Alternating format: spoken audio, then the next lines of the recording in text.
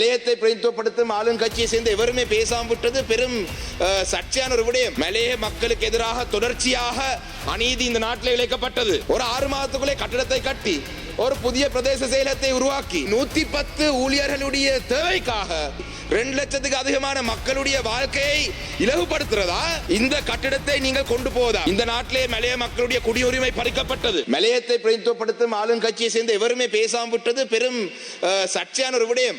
பெரிய ஆச்சரியமாக இருக்கின்றது. நான் மட்டக்களப்பு மாவட்டத்திலே இருந்து எங்களுடைய சகோதர மலைய மக்கள் நோவுட்ல இருக்கு மக்களுக்காக பேச அண்ணன் சந்திரசேகரன் அவராவது இதுக்காக பேச வேண்டும்.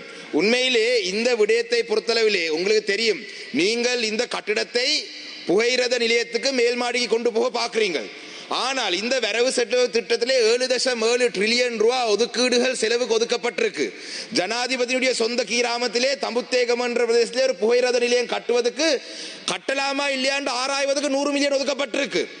நோர்வுட் பிரதேசத்திலே ஒரு பிரதேச செயலகத்தை கட்டுவதற்கு எவ்வளவு செலவு போகும்? ஒரு 6 மாதத்துக்குள்ளே கட்டடத்தை கட்டி ஒரு புதிய பிரதேச செயலகத்தை உருவாக்கி 2 லட்சத்துக்கு அதிகமான மக்களுடைய வாழ்க்கையை இலகுபடுத்துறதா?